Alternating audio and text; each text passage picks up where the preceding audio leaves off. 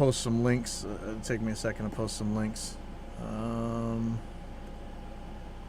view the event. I'm just gonna spam the hell out of it. I don't know if I can.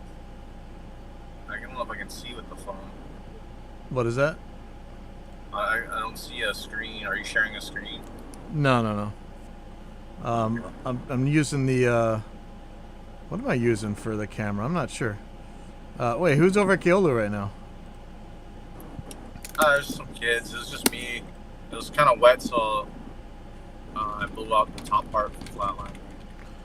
So what I really need to make sure is that other people can hear you guys, because I'm not sure that I have this set up, but it should be.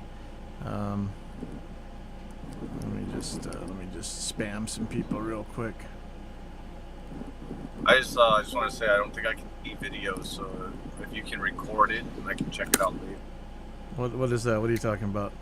If you're doing like any video presentation. Oh no.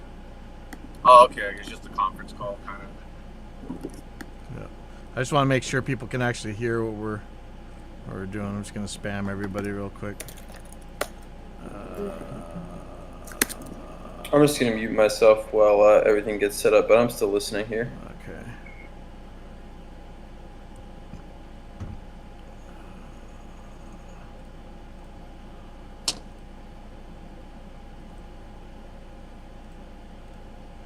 Oh, let's get Glenn Fricker in here, just because. Jack Winter.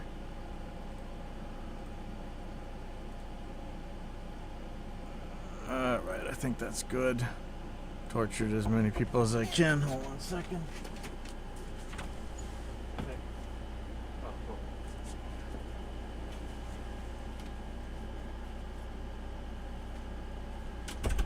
Oh, and of course I didn't start Reaper, so I can't do my recording.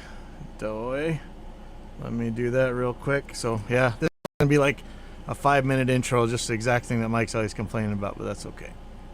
Recent projects. 104. Okay, so I should be hearing you guys. Okay. So somebody who's on the stream, Yep. Okay, good. Was that Dave? Yep. All right. Okay, so it looks like everybody's here. So let me just save this. 105. So yeah, this is why I want to have that like event thing, so that it doesn't actually start recording to YouTube until the stream starts. And let me start recording this. And let me pull up my text file. Okay, so we are going.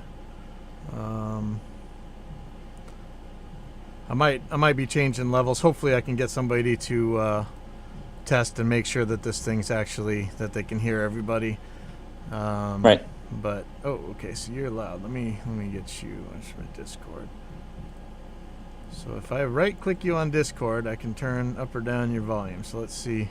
Or maybe the volume's fine and Sean was real quiet, but that's okay. Okay, so let me get going in a second. So there's our screen, and I am gonna play my intro so people know it's on.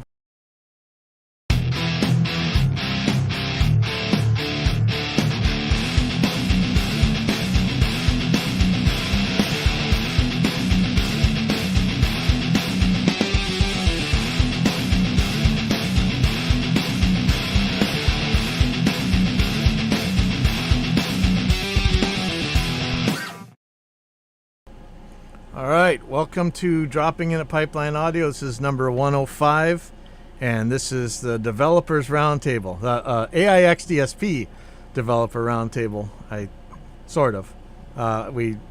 think we have one more developer that's not here, but we got the rest of these guys. How do I turn this thing off? Okay, there we go. And so this is I'm doing a Discord again, so we'll see how well this works.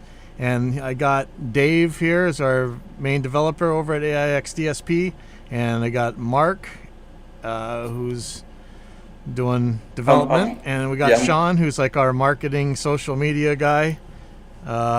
He was supposed to be over at Magic Island flat landing today, but he's in Kailua for some reason. So that's cool.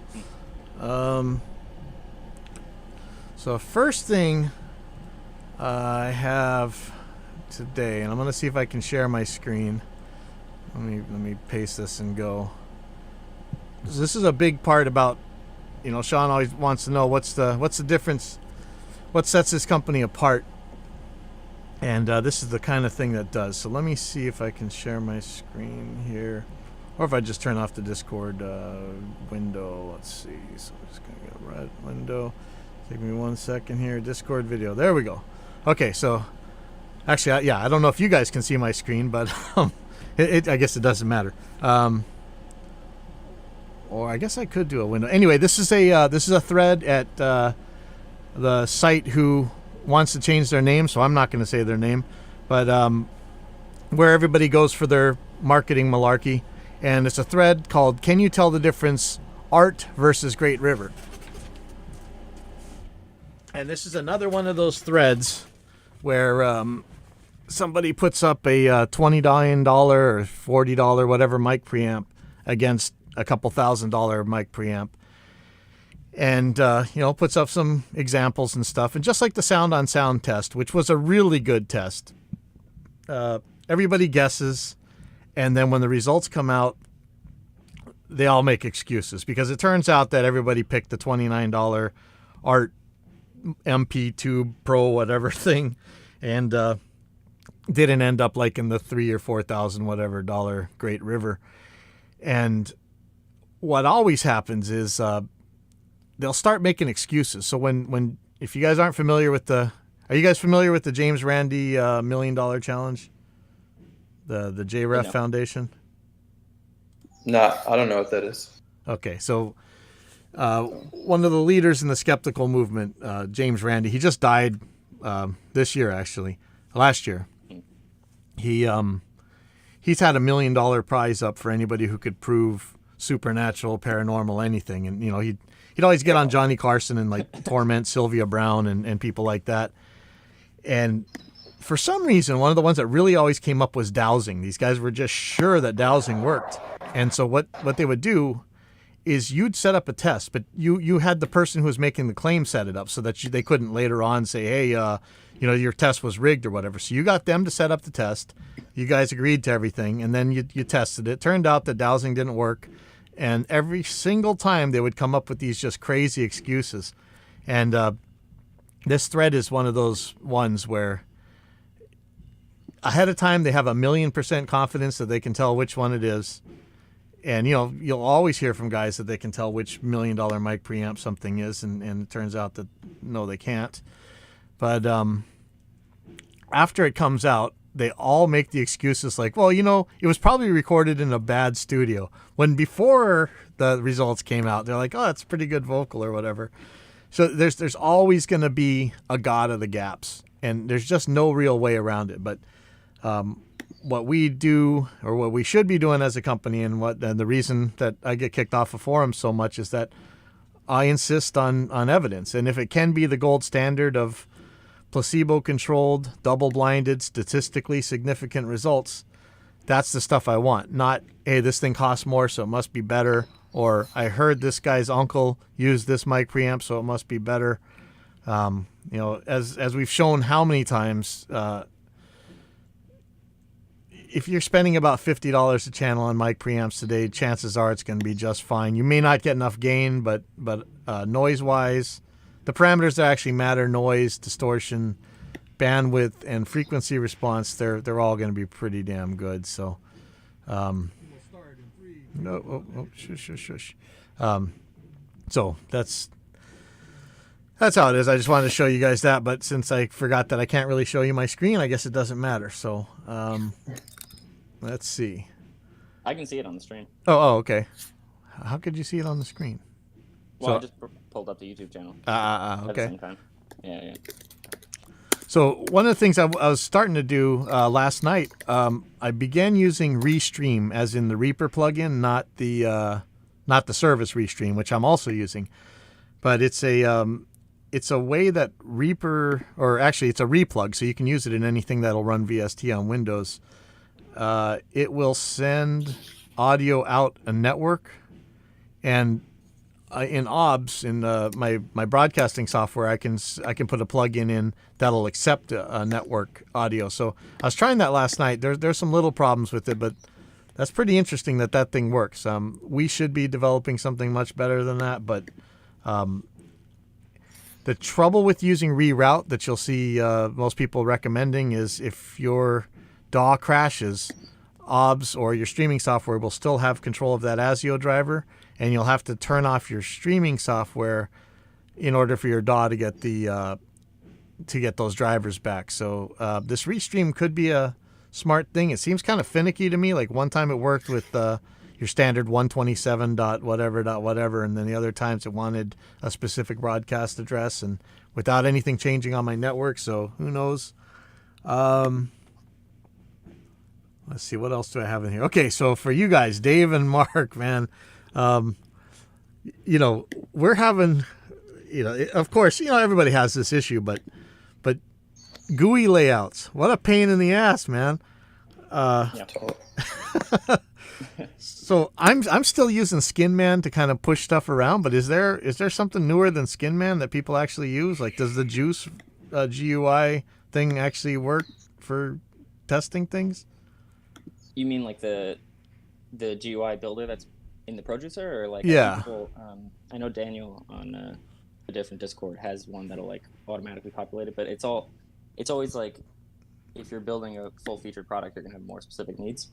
The producer one also just doesn't work. They say that it's deprecated. It's still in it, but they tell you not to use it. Yeah. So we don't use that. So SkinMan I have a lot of trouble with because, well, first of all, I guess it's Windows only, which isn't a problem for sane people, but there are a lot of Mac users out there. But if you, I don't know how to use the line tools. Like it uses curves, and I don't even know how it works. So maybe someday I could get Jonathan or somebody to show it to me. But so how are you guys? What do? Do you draw it on a piece of paper, and what the hell are you supposed to do? Well, I mean, you've seen I've sent you just whiteboard drawings before. Yeah. And then for me, like if we're just doing a prototype, then I just like lay it out geometrically in the code, I guess, and just have it like space itself kind of thing, hopefully. And then we've tried with the reverb. I did like on Draw.io, I did some diagrams with that kind of stuff. But yeah, it's usually just getting it in there and seeing how you're able to lay things out sensibly. Like in code, I mean, because it always comes back to that. So I don't know if Mark, it's the same for you, but it's sometimes easier to you're just working in that if you have a general idea where stuff's supposed to go.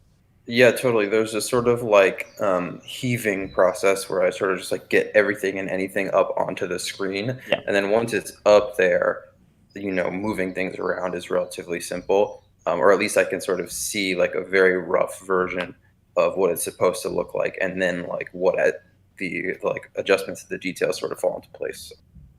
And I talked to Mark about hopefully building some things for us where we could actually just take things, drag it, and it'll spit out some like positioning code for us to just then copy in, some kind of like debug view where we can move things around. But we don't have that right now. So that's smart. Something for the future. Yeah. With SkinMan, it's like it makes like you can group shapes and stuff, so I can pretty easily drag it and draw around. But because I don't know how to use masking tools and line tools and stuff, I end up having to make pictures in another program, then drop the picture in. And but I don't know if you guys ever got a chance to use Knobman. I think there's an online version, and that one will like animate your knobs and everything. It's pretty cool. Yeah, I had seen that. That was something I was looking at when I was first looking at building stuff. But then by the time we started building things for real, we had, like Jonathan gives us a film strip already made. So I never actually learned how to make that kind of thing myself, I guess. Yeah, he knows what he's doing. Wait, Mark, are you still on Kauai? I am, yeah, actually. So I just moved to the other side of the island for a couple of days, but I have official flights booked home. For the 3rd. It's not going home right away, but I'm back to the mainland on the 3rd. So Oh, cool. back on regular time. Yeah. I spent a lot of my real young days on Kauai. Like if you go to, there's parts of that island where it's all like my Portuguese side of the family is kind of Oh, everywhere. cool. And let's see. So, I think one of these things, like you'll see in the forums all the time, people are just, they're getting this weird pedantic battle about UI versus UX and stuff. And I think that's where where we're getting nailed, right? Like I understand when I like to use something, but I don't know. I don't know how to prescribe how that's supposed to go. But I really don't like to see this crazy like corporatocracy thing where these guys will just so strongly divide these two terms, and it gets in the weirdest flame wars and forums where people actually end up getting muted, or banned for a little while by the admins, and you're like, what in the world? Why are you guys so crazy about this stuff? Yeah, I mean, there's a big distinction between just like the visual design of it, which is like something that Jonathan is more giving to us, of just like basically like the paint over top of it, whereas like UX, what people consider to be like the flow of how you're doing things in it, like these buttons are hidden here, and this kind of stuff, which I would like to spend more time on with our stuff. Yeah, I think we got getting that. I got spoiled early on because of White Tie. He kind of just did them both. They looked beautiful, right. and they worked real well. See what JVM is. I wonder if there's a kind of memory of GUI. I wonder. Could be. Like if you remember a layout before you even open the plugin, I'm sure there is. A lot of us started on Vegas. A lot of Reaper users who've been using things since the beginning, they will definitely remember the Vegas influence on this. And it's like when you open anything, you kind of expect to see stuff laid out the way it is on there. You expect that if you if you scroll your mouse wheel, that it's going to zoom in or zoom out. And if it doesn't, you're really confused. So I'm sure. Maybe if it's not a memory, maybe it's an instinct that you actually gain from plugins or DAWs or the way your user interface works. Like if, I think like on a video game, right? Just if it's going to be a first-person shooter, you're probably going to jump to the W, A, S, and D keys, right? And it's going to work. So, yeah, I feel like there's. Wait, Mark Reed saying something? Oh no, people talk about like intuitive layouts for GUIs, and that, I think what they're sort of saying is like this, something can be laid out in a way that makes sense, but also in a way that's just familiar. Yeah. That feels like the way that something else that they've used is laid out. So. Yeah, and there's a lot that like for me, it's difficult to think of some of those things because when you're building it the whole time, you just know where everything is because you've had to like painstakingly put it in place and hook it all up. And then I hand it to you, and then talking about the reverb, there were some functions that you didn't even know were there that like were big intended things. I thought they were obvious, but it's about like making it clear, I guess. So we have to more back and forth about that, I think. That's how it is in mixes. You're so used to hearing a certain sound, you may have it really quiet. You still hear it because it's still there, but nobody else is going to hear if they didn't hear it the whole time that you were working on it. So that is something to worry about. But I always think about when people talk about intuitive designs, like there's a really goofball fight. Actually, if you go to the Reaper forum, you'll see this come up every once in a while, and not that long of a while either. That you'll get a bunch of guys saying that Reaper is the most intuitive DAW they've ever used. Then you'll get a whole bunch of guys starting threads that say Reaper is the most unintuitive DAW. It's got the steepest learning curve out of anything. And the crazy thing is how subjective this can be. And like Jason says, it's very subjective. But the one thing that I really noticed is that if I have little kids over here at the school, and they can be up and running. In an hour, they're decently proficient where they can pick which inputs they're using. They can do some basic editing, and they can do some basic mixing. And at the beginning of Reaper, we were making the joke that it's the official DAW of the AARP because everybody who was using it was like these old people, and they didn't like any of the DAWs because it didn't feel like tape and a razor blade and a soldering iron and a screwdriver to them. But Reaper did, and so they just jumped in and started using it. So guys that were too old to learn how to use computers, people who were super young and just very now getting used to using computers, or people who were teenagers but had no previous interest in using computers or whatever, or never use a DAW anyway, they could just use it with no problem. But people who were used to another DAW, that's where things got really ugly. Like most DAWs, you have to change mouse tools a lot, or you did back in the day, like back in 2005 or what. I don't know how it is anymore.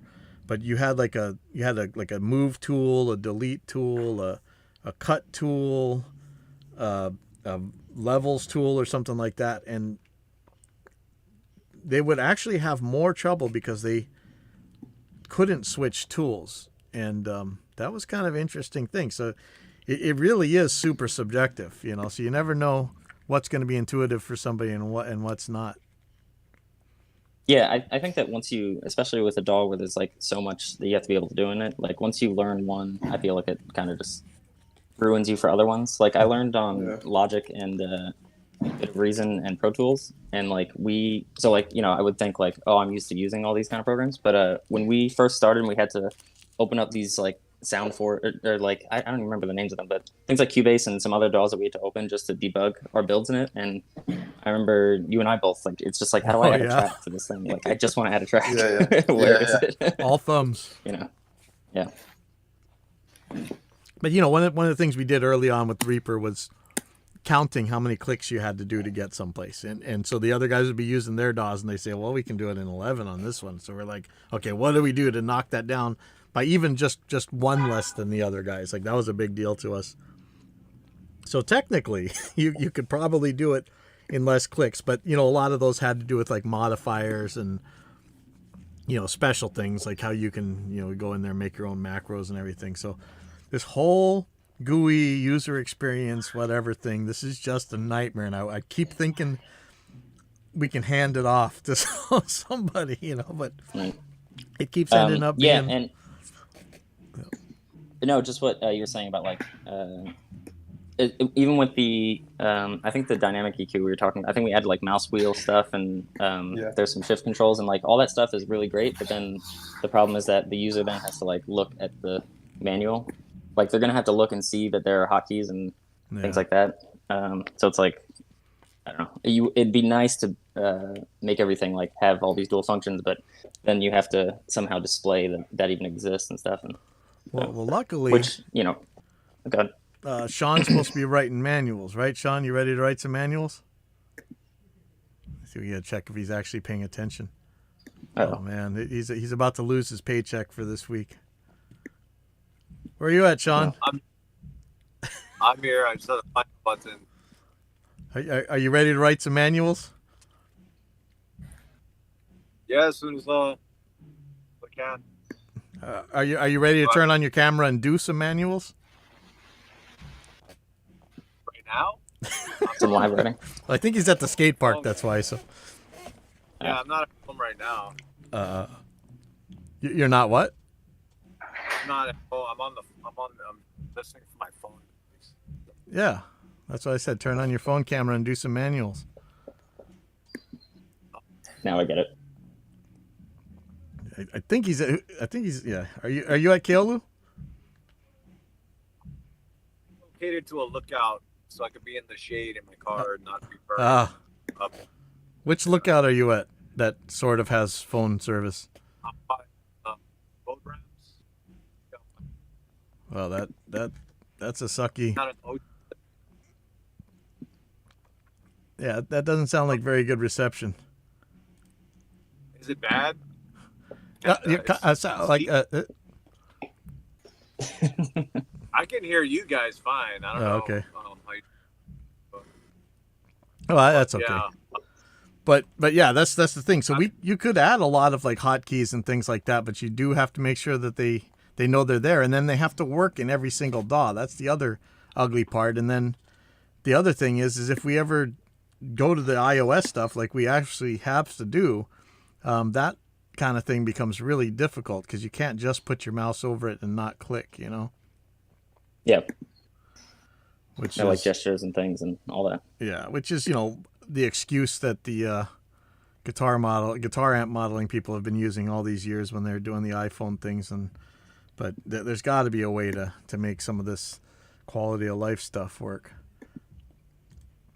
All right, well, I finally got to run the Waves SSL compressor against the SSL compressor, and the SSL bus compressor plugin, the one that was last week they had for $50 or whatever, it and Cytomic's the glue come out to be like exactly the same. Like they have like a weird kind of attack. Like it does most of the attack right away, and then it takes a while to get to the rest of it, and then it takes a real long time to get to the rest of that. So maybe this is a 2-stage attack or something.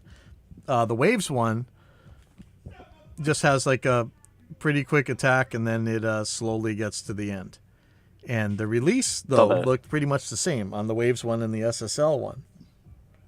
And the really neat thing was, to me, the Waves knee was like, it was pretty straight. I don't even know if it was curved at all. But SSL had what we used to call blow-by on our old compressors, where after the gain got past a certain amount, it's the gain, the ratio would actually go down. Like it would be 4-to-1 for most, like it'd be 2-to-1, then 3-to-1, 4-to-1, whatever. And then after a lot of gain, it would actually be back to like 3-to-1 or whatever. That's interesting. Yeah. I've always wondered why, you know, it doesn't seem like there's like, it seems like all the compressions have like a linear like ratio factor. I've never seen a compressor that have some like different sort of compression curves, and if I wonder if that would be like a useful thing or just sort of like a dumb like nerds thing to play with. Well, some of the old ones, like you would have the impression of extreme volume when it got past what the compressor could do, you know, which is right. I think I'm not really sure how the Varimu ones work exactly, but I think they can only do so much for so long. Right. So that might be the same sort of thing, but seeing the knee on the Waves was interesting.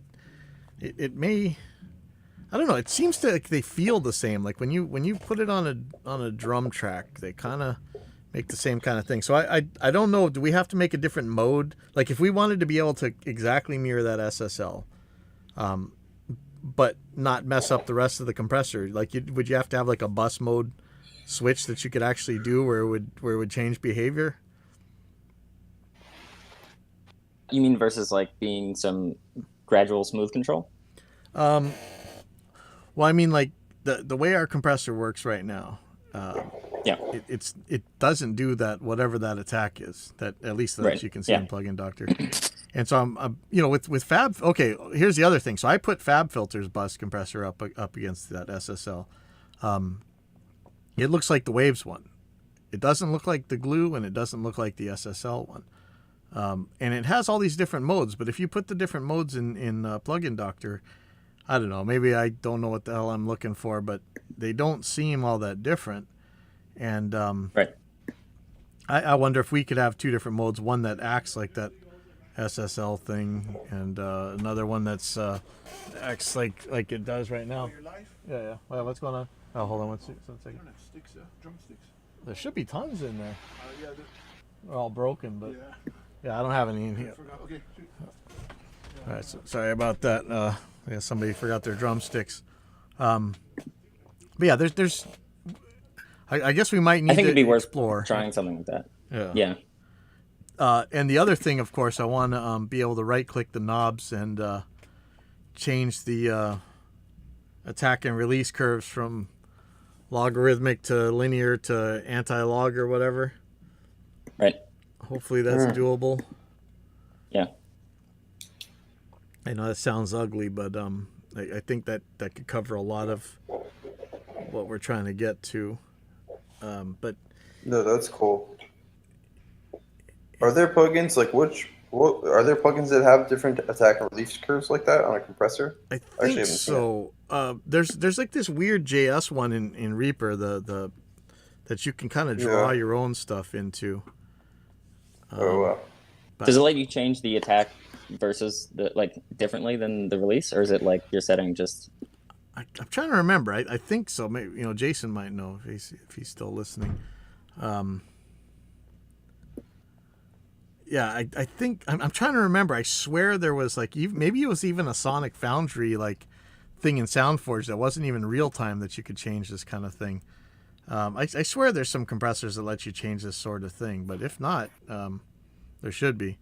Oh yeah, okay, Jason. So like, can you remember a compressor that lets you change the style of the attack and the release? Oh yeah, Wavehammer was like their limiter one. But I swear there was. Maybe I'm was just imagining it long ago. But well, maybe we'll be blazing some trails. So let's see what else we got. So plugin doc, right? I wrote to DDMF and asked if we could possibly get some different colors for the different. It's so similar. I don't. Yeah, you can't see I don't know why which they one would is do doing that. what. Yeah. And I can't find a way to bypass or mute one of the two plugins either. Hopefully they're adding that. But he said there's no way to change the colors right now, but they'll look into it. And I had a weird thing where when I tried to use the Waves VST3 version of the SSL compressor, it wouldn't compress. The gain would work. I think one of the other controls would work, but the compressor wouldn't work. Neither would the compressor meter. And then when I put the VST2 version in, it worked. And so, a couple shows back when I was asking you guys to sign that petition about VST2, and you guys just about banned me off the Reaper users group on Facebook. This is why, because we still need VST2 to get stuff working half the time, man. Forbidding newer developers from using it just seems ridiculous. And the fact that you guys would fight against making your lives better just to show that you're smart and calling all the developers lazy or whatever, it's just another one of those things, which is why I am still fighting for the soul of Reaper across social media, because it has become sadly tainted by idiots. But I won't get too far into there. But Reaper does have a gain reduction scope that I saw Jonathan bit by bit using that maybe that because one of our developers is on Linux, and Reaper runs on Linux, so I guess he could use that thing instead. But he had some videos up, and you have to record the output in order to really get a look at it. It's not like a real-time scope as well. But yeah, it looked good. Let's see what else I got here.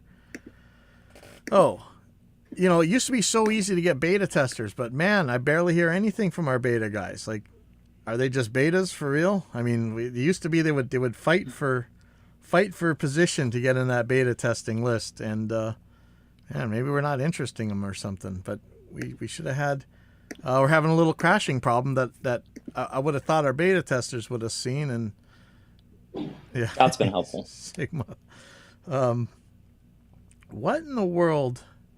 So there's always those plugins where in the back of your mind you're like, I don't know if I want to use this plugin because it might crash. And you never want to be in that position. So what in the world? What's going on with the betas right now? What's the theory that this thing might be crashing for? So when I updated the meters,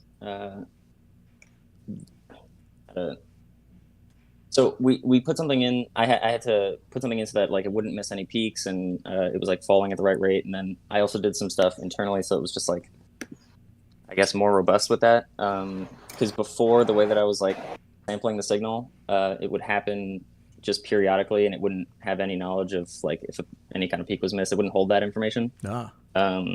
So right now, what happens when you open up the editor, it actually creates new listeners and hooks them up, and it like internally the object that's sampling the gain value, it has a list of listeners basically, and there's something happening when it's first connecting that sometimes it's basically firing to something that's not there, and that's what's causing the crash. So I just have to go in and add, it's called like a bailout checker, I think, is what's going to fix this. Okay. And that'll hopefully be the end of that. You know, one of the plugins like this, not in beta, it's been out for years and years and years, is well, just pretty much everything Positive Grid makes. So like lots of times it'll work just fine, but you know when you're opening up the GUI for it, that's when it's likely to crash and take your project out. And it's the weirdest thing. Like, you know, we talked about this on the show before, just how much incredible amount of hash that this particular plugins, there's other ones that do the same thing, add to the project file, just absolutely insane amounts. So, but that's actually not part of opening the GUI. It's already there. And it runs just fine in the background. I mean, as fine as it's gonna with something that eats that much up. But when you're opening up that window, that's when that thing just decides every once in a while, oh, I'm just gonna crash. And you're like, you know, you had how many years to work on this thing, and it still has this exact same problem. And there's, you know, back in the day when you had Synth Edit and Synth Maker, you kind of expected that they were gonna crash on you like that, but man, it's just it's scary and nerve-wracking and frustrating. And if there's any way to make that not possible, you know, Reaper has a bunch of things that should keep it from letting it crash, but that usually has to do with 32-bit plugins. I'm not sure if we can actually arm this stuff for 64-bit. That'd be interesting to find out. Yeah, whenever something like that happens, that's always like top of my list to go root out what it is, because like you said, it just like, you just don't want to open the thing if it's going to do that to you. You don't want to use it in any project or anything like that. Yeah. So yeah, it's mostly just this change was kind of a big one, and just need more people running it and seeing it crashing, because you were using it for a while and it wasn't doing it. So it's so yeah, and that's interesting, that because the project that it was crashing on before, I opened it up, ran the new one, and it would not crash regardless. I was using it, opening it up, everything was fine, and then in this newer project, it decided it wants to crash. So, you know, one of the things that's always been super difficult is repros. If you don't have a repro, it's really hard for the developer to do anything. And so I'd always be this like bleeding edge person. I just whatever was out, I would use it. And, you know, the developers would always yell at me for it, but I was like, well, you know, somebody needs to run this stuff. And so I'd just be crashing stuff left and right and have no idea what it was. So I got in the habit of really focusing on changing one thing at a time. And even then, you know, just like this one, there may or may not be a repro for that I can actually point to. Luckily with this one, I got to the point where I could actually film it. But sometimes these things are just, like right now, my car, man, my backup camera doesn't show up in my radio, but it shows up in the other display every once in a while. But anytime I take it back to the alarm shop, it shows right up in the backup camera just fine. So it's one of those things, man. If you got a repro, it's good, but if it's intermittent, holy crap, it's hard to fix. Yeah, and that's why using stuff like that plugin val is good, because it'll just like open it up a bunch of times and like run all these simulated tests of just doing that kind of stuff. Yeah, what is that? Which thing? I was able to do, and I think I think the same people that make Juice made that, I think. But basically, it just, you set like a level of how strict you want the test to be. Like if you want to test like really bizarre things that no DAW would ever actually do, you can do that.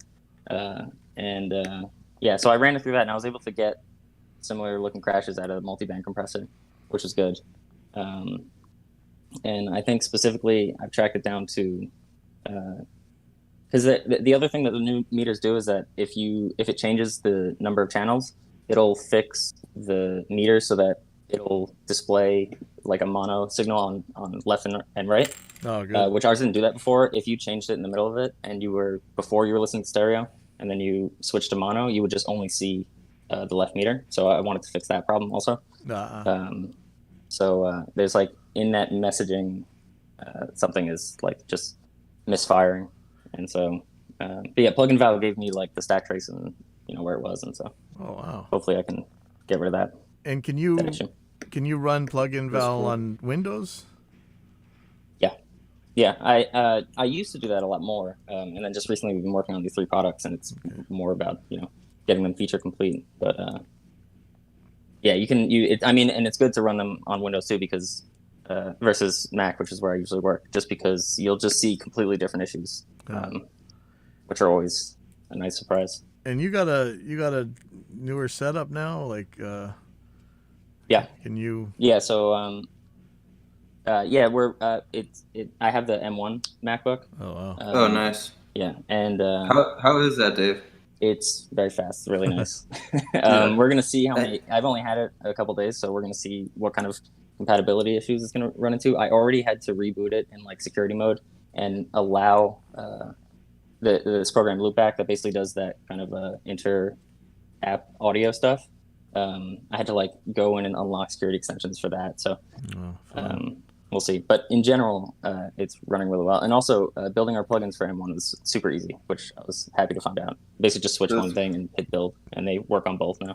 Oh, good. That's cool. A friend of mine like got one of the pre M1 like new MacBook Pro, like fully loaded, etc. And he does a lot of music production, recording, etc. And he was having a ton of problems with like Logic crashing and freezing on that machine. So I'm like hoping that kind of stuff is resolved for the M1. He's like, it's not a performance issue. It's like it's an issue where the software just doesn't run well on the machine. Yeah, well, at least for compiling, the performance is like amazing. I've gone from like 5 to 10 minutes to recompile to like under a minute. Oh, wow. That's amazing. Yeah, really great. Yeah, the DawBench podcast was talking about, he's like, yes, M1's really fast, but it doesn't run anything, so I don't care. Oh, wait, it runs Reaper, but I don't care. I was like, okay. Right. But somebody on his forum, or what was it? I think it was on his forum, was showing that Microsoft had gotten Parallels or Boot Camp or whatever working on the M1, mm-hmm. and so the Windows should be running pretty well on M1 by now. Yeah. And then Scott Stillwell got a machine with it, and his stuff is running on there as far as I know now. I guess NVIDIA is going to be making one of their own too. Like, man, if this turns into processor wars again, that'd be nice. Maybe not for us, but it'd be nice for the consumers. Yeah. Intel would actually make something new and better, as opposed to just like tiny incremental.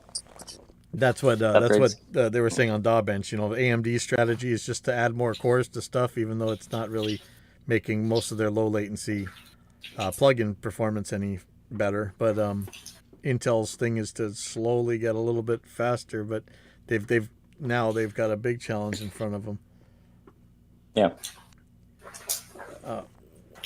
One of the things, I wonder if you guys can tell me more about this. One of the performance metrics that I always check with plugins is in Reaper's performance meter. If you actually right-click it and you can choose more parameters to add, and one of them is the RT CPU, which I'm assuming is real-time CPU, and the other one is RT longest block.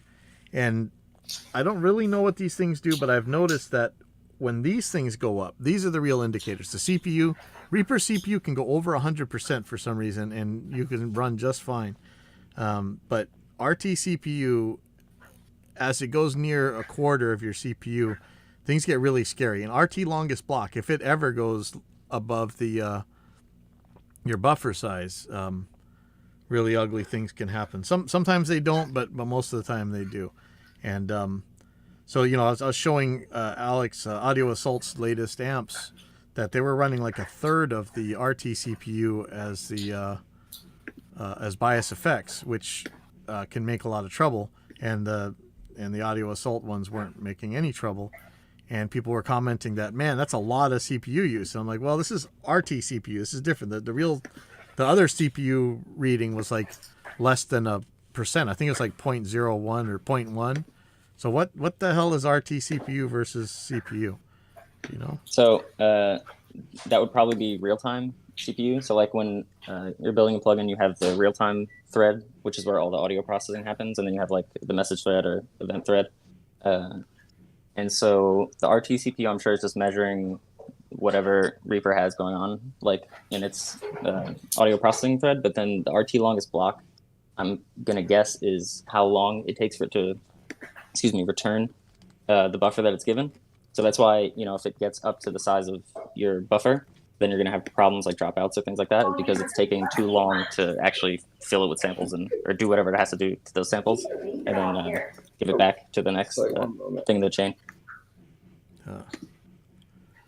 Yeah, that one was always, people are like, why are you even looking at that? It doesn't even show in the regular performance meter. But I just, over time, I realized that this is, when this thing goes above a certain amount, percentage-wise, then that's when things get ugly. I mean, never mind, yeah, if the RT longest block goes over, for sure it's going to be nasty. But that RT CPU use mattered. So you'd have like Reaper saying it was using like 1% of your CPU, and yet things were making all kinds of trouble. And you're like, I don't know what that's about. But you'd look at that and you'd see it above like 25%, and you're like, okay, well, that I would think that's what that would be. RT being real time. But I mean, we had the issue with the multiband gate where the RT CPU was like fine, but then it was just using crazy amounts of CPU on max. And like it wouldn't affect the audio processing, but like the whole DAW would become sluggish because it was just clogging up the event thread for like GUI stuff, which thankfully we fixed. And so that RT one is what I would be looking at. That would be my main concern, because that's making sure everything's being processed in time, and you're not going to have any clicks or anything like that. Cool. Let's make sure you don't forget the. Hopefully, you can add that transient whatever, like the guy was talking about for the key. Oh yeah, and that sounds smart. If that works, I still don't really understand how transient modelers work and stuff, but his video made it look like it made a lot of sense. Yeah, when they mentioned that, I went and tried to find what I could about it, and it looked pretty reasonable to implement. We just have to. I'm looking forward to releasing some of these things and being able to spend some more time on our products and updating them and putting in all the ideas that we come up with, stuff like that, fun stuff basically. Well, I got some real DSP questions for you guys, and I don't even know if I know how to ask the question, but so we're talking about like things like Kemper's, the Kemper profiling amplifier and things like that. And I remember back in the late 80s, early 90s when the rack units were first coming out, and you had the guitar ones anyway, and you had the digital amplifier modeling things like the Rocktron Pro Gap and some of the Digitech stuff. And they would make a big deal about showing their waveforms, and the waveforms of these distortions looked different than each other. They a lot of them were asymmetrical, and they just had a different look. Allegedly, they're passing the same signal through, but they sure had a different look to them. Not just the amount of the tops getting rounded off or whatever, but the harmonics that these things were making. But when I was just messing around, I was like, I was trying to see what kind of distortion was coming out of the Intuition Compressor's clipper, and all of a sudden that distortion sounded pretty much the same as any guitar distortion plugin or amplifier that I ever really played with. And I wonder, is the nature of distortion pretty much the same, even though these things seem to look so different than me? And I know that there's asymmetrical clippers out there. If you play with Scott Stillwell's Bad Bus Mojo, you can draw your own distortion, like what it's going to do on the top and what it's going to do on the bottom and all that stuff. And it sure sounded different, but none of it sounds like a guitar amp, but this one did.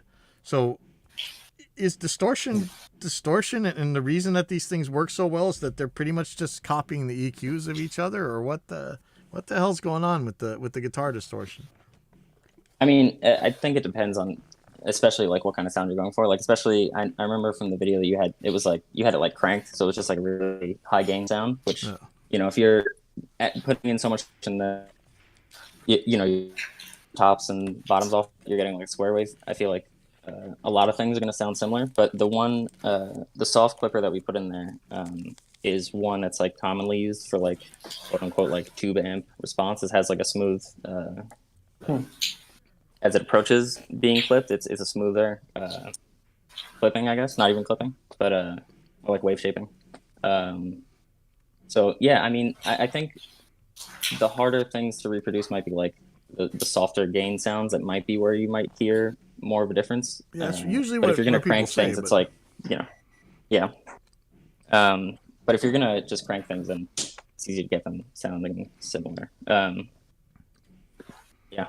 But one of the big things that I was wondering about, like on the Kemper, was, is it actually modeling that? So just I know that distortion is inherently nonlinear, but there's linear nonlinear and there's nonlinear nonlinear, and I know that sounds weird, but in general, if you give it more distortion, it's going to get more distorted. Even though that's nonlinear sounds, it kind of operates along a certain spectrum of distortion. And so I was wondering, does the Kemper actually model what you're doing? I know that you give it different levels, but the way it looks like that Synthefx patent maybe, where it's more dynamic convolution, where you got an EQ measurement at this thing and an EQ measurement at that thing, and the distortion's actually coming from somewhere else. And then you're really just interpolating between the different EQ differences between the different levels depending on how much gain is coming in. So are you really modeling, like, could you throw a compressor in there and actually get the actual compressor curve out of it, assuming that the compressor actually acts so wacky the way all the people always talk about on forums and stuff, where in reality compressors pretty much act exactly how you'd expect them to act? But So yeah, I'm sorry. yeah, I don't even know how to ask the question, but it's like, is it actually modeling the distortion or what's going on here? Yeah, so you've heard like the test signals that they like play through it when you're profiling it with that thing. Yeah, it does like all these like different So I don't know, obviously. I would love to find out, but like one thing I always wanted to do is run like a fuzz factory, run the signal through a fuzz factory or something, so you get like Velcro-y fuzz and see if the Kemper amp is able to like what it does with that. Yeah, like those gated sounds, you know what I'm talking about? Yeah. Yeah, like let's say you had a diode clipper, and so you're only clipping one half of the waveform. What's it going to do? Is it going to give you back a waveform that's only clipped on one half, or what? Yeah, we're just gonna have to get one and test. But yeah, it's definitely it seems like it's different than obviously just like I can't talk about that. But just like impulse responses and stuff like that. It seems more dynamic than that kind of thing. So I don't know if they're just blending it, and you think they're just like applying a similar kind of soft distortion to it or something. I think that the distortion. I think that you, just like bias, you would pick an amp that's kind of similar. Whereas bias only, I mean, they do give you different levels and stuff, but as far as I know, bias isn't doing anything super complicated more than EQ matching. But I think that the Kemper might be taking impulses at different levels, and obviously you can't get every single level, so it's probably not all that many of them, and interpolating. Yeah, I mean, it sweeps through. Yeah, it does sweep through like different levels as it's doing it, so that would make sense. And there's other companies doing similar things right now, and when I asked them, is this actually modeling the distortion curve, the wave shape itself, I never really get good answers out of them. So I wonder, TH, the Overloud guys, really the guys who deserve all the credit for the original plug-in amplifier simulators anyway, when they were, I think it's the same guys that did the Overloud stuff, the original GUI-less, the original plugins that would let you really sound like a Marshall 900. I mean, that I kind of stopped miking amps after those things came out if I could help it. It wasn't perfect. And actually I did an experiment way later on where I kept telling the Amplitube guys, and actually amp modeling guys in general, that they never seem to distort all the way like a real amp would. Like if I put a pedal in front of this and just crank the hell out of it, it makes like square wave, just horrible screechy high harmonics and all kinds of things. And I did a couple of videos where I showed putting multiple instances of amplitude in a row, and it didn't really get any more distorted. It got a little bit more noisy, but it never really got more distorted. And so I always wondered, is there some kind of just a basic wave shaper that they throw on things and it just doesn't change any? And this isn't, obviously this isn't what's going on with Bias or Kemper or with the overloud thing. But I think overloud, they say they have a profile player now, so they're probably doing something very similar to the Kemper, but they won't let you do it yourself, as far as I know. But they will let you buy the profiles. But yeah, it's interesting to. I really wonder about this type of DSP, and if we got a Kemper and I want to feed it a diode clipper and I want to feed it a compressor and see what happens, Yeah, Jacob could be a good person to ask about this. I can see what he thinks. Oh, yeah, it looks like Jason. Are you? Oh yeah, okay. So he has Slate THU, and so that's the overloud thing, the newest version, I think. And yeah, he had some demo videos that sounded, they sounded like you think they're supposed to sound, but as much as people make fun of me for it, to me, Bias sounds like the way it's supposed to sound.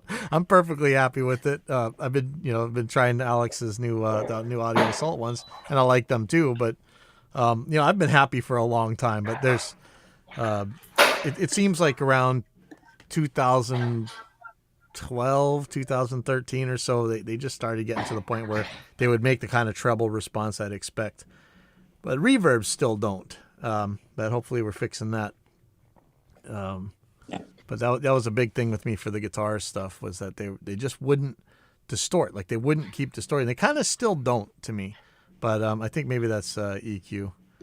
Yeah, and see, like Jason's saying, so for some reason they all just sound kind of different. And that's the thing. Like, Line 6, their distortions, even on the Helix and whatever, there's a certain type of sound to them. I bought a Line 6 Firehawk effects so that the kids could take those out on shows, and they won't really work because they have the exact same problem that so many devices have, that when you're taking a modeler out there, you need one type of output that goes to a guitar amp, because that guitar amp's got a 12-inch speaker, and you need another type of output that has a speaker simulator on it that goes out to the PA system. And if they don't have both of those things, it's a pain, and so many plugins don't, and so many iOS guitar amps don't. And but anyway, I digress. That thing has a certain flavor of distortion. No matter what you do to it, there's like it busts up at the bottom, just like the overloud stuff does. And by busting up at the bottom, I don't mean EQ wise. I mean like the softer part of the signal there's like a grit to it no matter what. And then there's this other one I call like the chippy sound, and you'll hear let's see, S-Gear has, and the neural stuff seems to have, where like there's this weird pick chip kind of noise that they make, and it's it's the weirdest thing. Like, they do have different flavors of distortion, and I just wonder, can that really just be EQ? It doesn't seem like it. It seems like they're like it's doing something, like it's generating a different type of harmonics at different places.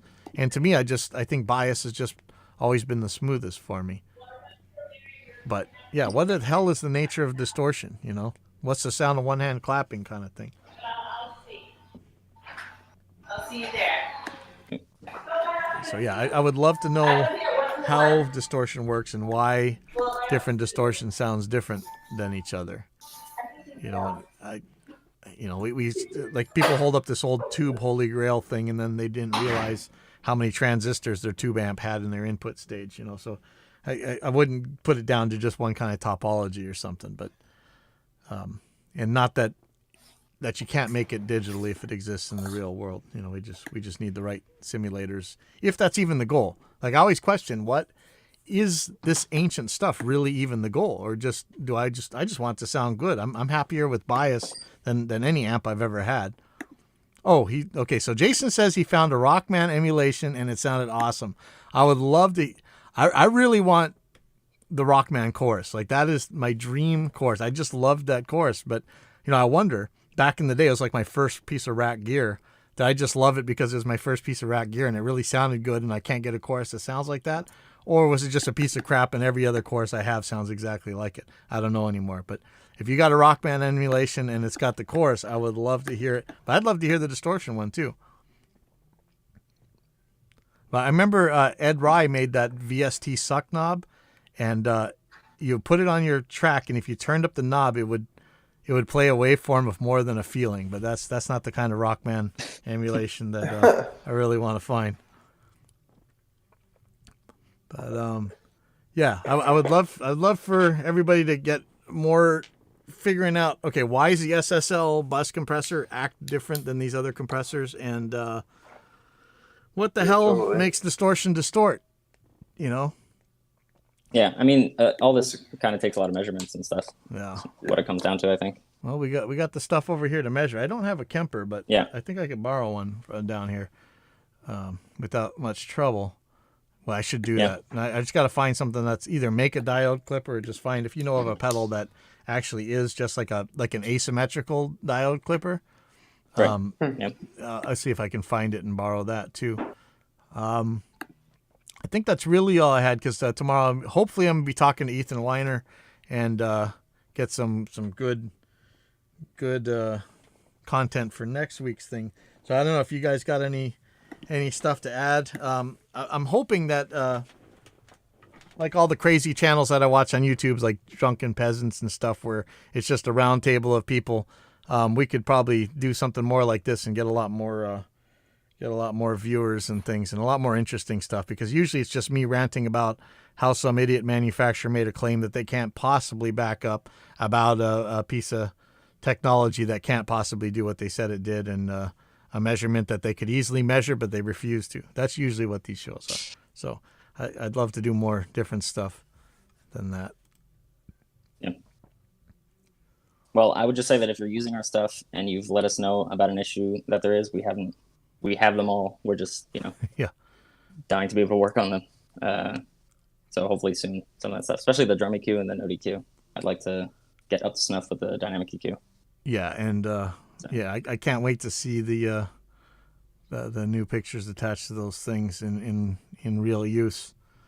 So so what we just got hopefully whatever fixes dynamic EQ will keep it from happening to the compressor as well, right? So yeah, so if it's fixed in one, it's going to be fixed for any of them going forward using that. So cool. All right, you got anything, Mark? No, I think the idea of like doing a sort of like research project into what makes the distortion what, and even putting out like a sort of paper or an article or something on that, it could be a cool idea. We could have we can talk about this more, when it's business hours, but we could have a sort of like AIX research page where we do that kind of stuff, either live in videos or just sort of like in a blog format, and say, hey, we did XYZ experiments, and this is what we found in our measurements, and this is why, AIX is the best plugin and whatever. But it's a really cool idea, and I love that kind of stuff, like getting into the real nitty-gritty sort of math and engineering behind what makes this sound, gritty, or what makes this sound like sort of characteristic the way that it does, so that we can then kind of reverse engineer it and put it in the plugins. So I think it's a really cool idea. Yeah. This guy that does the overloud stuff, way back when, he had like maybe it was for school or something, but he had this thing out, and his output was like this some pedal and a Marshall JCM 900, and the whole research paper behind it and stuff, and you could read everything about it and how he felt about things and stuff. It was really, really interesting. So yeah, I would love to have something like that. Yeah, if I would love to do something like that. If we had a sort of thing that we were trying to investigate and sort of use that information to then build something, that'd be really fun. So I think Dave probably feels the same way. It's fun to do stuff like that. So yeah, I'd love to get to the point where we can model stuff well enough where you make a manly Veramu that even the crazy people would like be, oh, that sounds just like the real thing, which of course they'll never do, but it'd be neat if it got that close, and then they could all argue over when we make different colors on the faceplate, whether they sound different with the different colors. That's the level I'd like to be at, because when they lose the ability to argue over anything else, that's a good place. Yeah. And they will still Yeah, argue over that. I got a couple questions. All right. Well, one came up when you're talking about the distortion test and getting to the reason of how distortion is created. Would that be applicable in like some kind of synthesizer preset or something? Like if you find things that work, you can like create a synthesizer that has a different sets for different levels of distortion, or is the synthesizer totally different than what I'm thinking? Oh no, that's yeah. I think Dave and these guys, they like those little DSP blocks, so he'd tell you, yeah. What about that, Dave? It seems like the distortion is distortion. You want to have all different types of stuff, right? Right. Yeah. Yeah. I mean, just building a bank of them. That's what we're trying to do with all this stuff, anyways. Anything we come up with is hopefully something modular enough that it appears in anywhere else it can, kind of thing. Yeah, so Sean, you should be able to take a distortion block and put it in an EQ block and an oscillator block and make whatever kind of synth sound you want eventually. Those kinds of synths are really big, so that might be something that. My other question was with the GUI upgrades of the the existing non-released plugins for the AIX site. Are there going to be any feature upgrades or functional upgrades to them as well, or is it just the graphics? Did you want me to take that? Or? Yeah. So there are updates that are coming to the intuition stuff that we developed for the dynamic EQ, and same thing for the drum EQ and the note EQ. They're going to have basically stuff that we more well crafted for the dynamic EQ and the multiband compressor. So you'll see additional functionality as well as being more stable and using less CPU. And for multiband gate, there should be we've already, it's not in the official version, but there's already a MIDI input, and hopefully there's going to be some MIDI outputs, and hopefully there's going to be that transient thing and probably other stuff as well.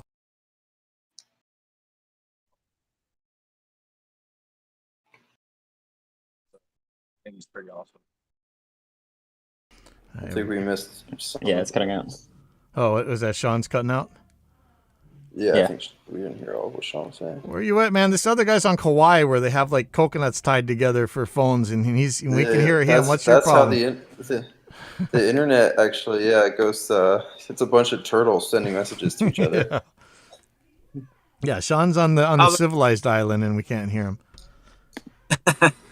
Well, people have uncivilized stickers on their cars, so. Oh yeah, that's true. But that was all I had. I just had a couple questions. Okay. That came to mind. All right. Well, we've been on for a good hour, so that's good. Yeah. Hopefully, we can do like kind of a roundtable every week and just make this show a little bit more fun like this, because this is I got plenty to rant about, but I usually doing that during the week anyways. But yeah, if you guys don't have anything else, anybody got anything? I'm good. All right. Then looking forward to the refreshes and all that. Yes. Yeah. All right. So I am gonna go to Times and hit the hot bar and see if they got Kahlua Pig, and then hopefully go ride my bike some. But thank you guys for being on, and everybody who tuned in. I'll see you guys next week. Have fun. All right. Bye bye. Aloha and all.